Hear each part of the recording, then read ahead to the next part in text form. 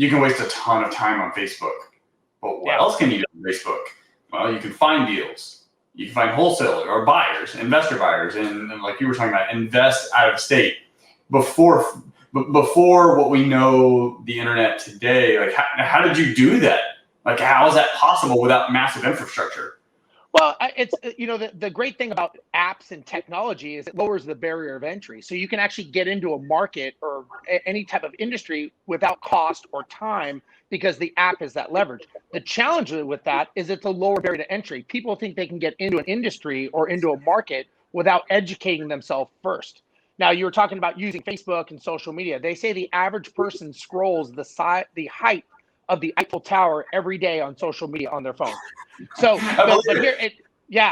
but here's the thing you got to think about is when you're looking at when you're a realtor or you're doing something in real estate, you have to flip the view of what you're looking at and start looking at it not as a consumer, but as a producer and an auditor. And you start looking at what other people are doing. So if you're in sales, you want to start seeing you're not looking at and consuming their information, you're auditing what it is they're doing, and you're trying to see who's successful, who's not, and you're almost making it a lesson.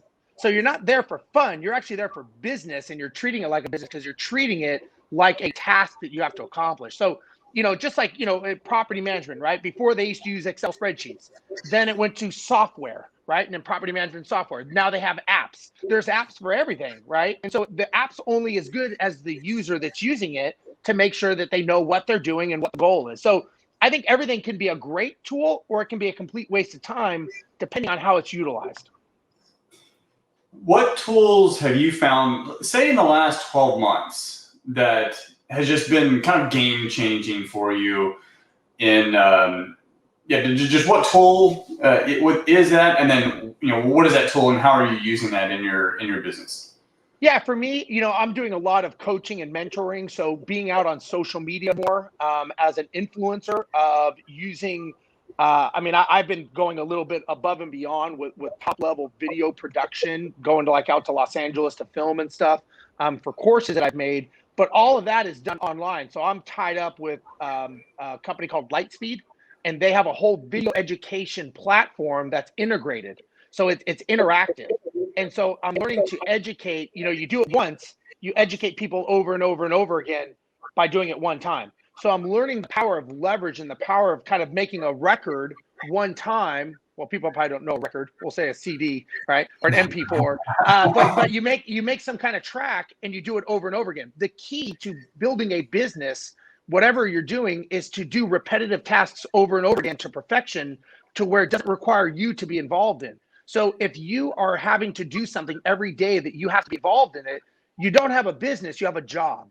There's nothing wrong with the job, but at least you got to make sure you understand what it is that you have. And if you cannot step away from your business for a day, a week, a month, or a year and come back and it be larger than you don't have a job, you don't have a business, you have a job.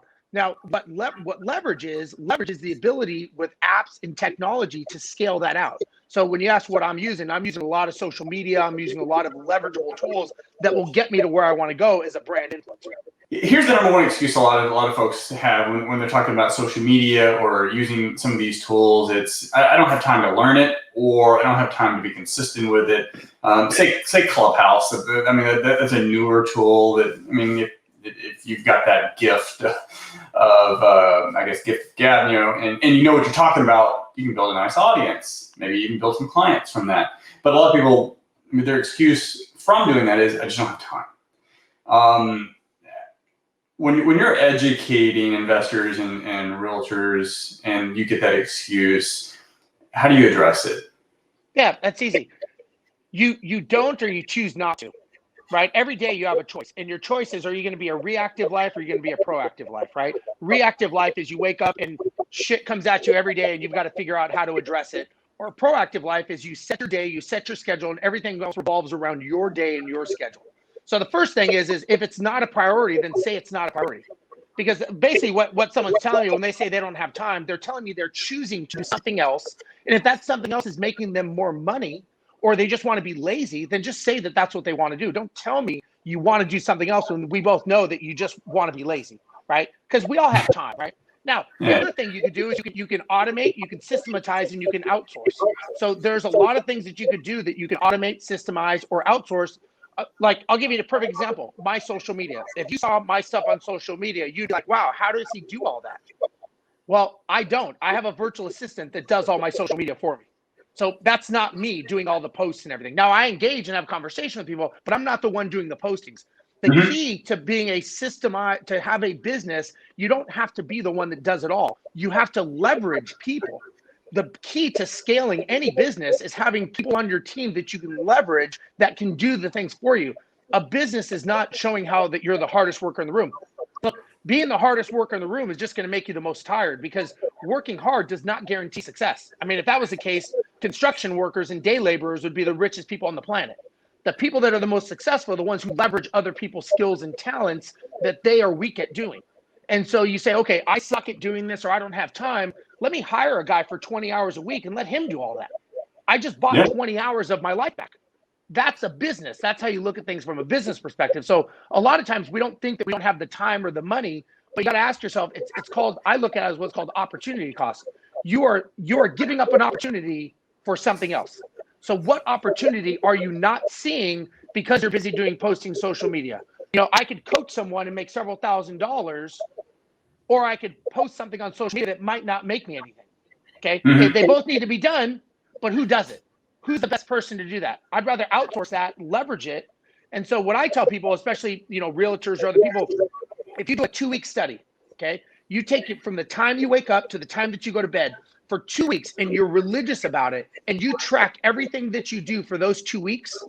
And at the end of the day, at the end of every day, you totalize what it is you did. 2 hours on email, 3 hours driving, 4 hours on the phone. And then you write an executive summary of that. So you track your day, you total it up, and then you do an executive summary. If you do that for 2 weeks, I guarantee you will see where your time's going and what is the best and worst use of your time. And you will then know what you can outsource or systematize. It's really not that complicated.